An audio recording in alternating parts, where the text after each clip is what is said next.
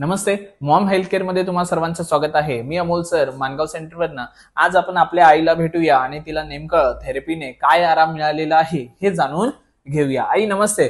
नमस्ते. मी पहिले Maugham health केअरचे आभार मानेन आणि अमोल सर आणि हर्षदा मॅडमचे पण मानेन, कारण त्यांनी इथे जे हे सेंटर चालू केलेले आहे त्याचा खूप लोकांच्या आरोग्याला फायदा होत आहे आणि मलाही खूप फायदा झाल्यामुळे मी माझ्या घरातल्या सगळ्यांना सेंटरला घेऊन आलेली आहे. सेंटरला यायच्या आधी मला माझे पाय खूप वळायचे, हाताचे माझे दोन्ही शोल्डर हे झालेले आहेत, ते पण आता व्यवस्थित झालेले आहेत.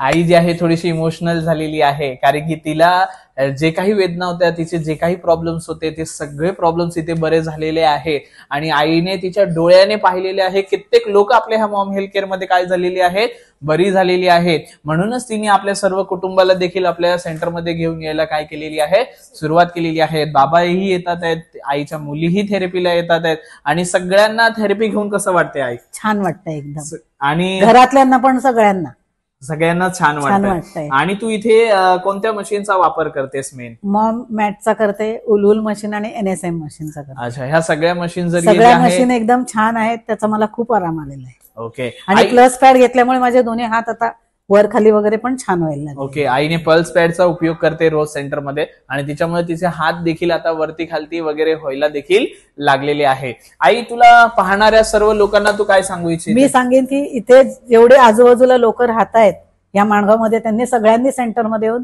थेरपीचा अनुभव घ्यावा.